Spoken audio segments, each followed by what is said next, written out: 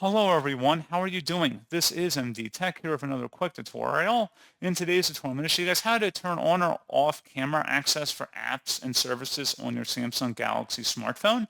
So this should hopefully be a pretty straightforward process here, guys. And without further ado, let's go ahead and jump right into it. All you have to do is swipe up on your home screen and select the Setting gear button. Underneath Settings, you want to scroll down and select Security and Privacy.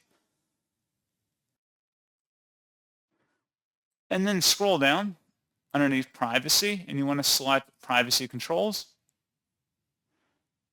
Underneath controls, camera access for apps and services. If you want to turn on or off the camera access, you can just toggle this on or off.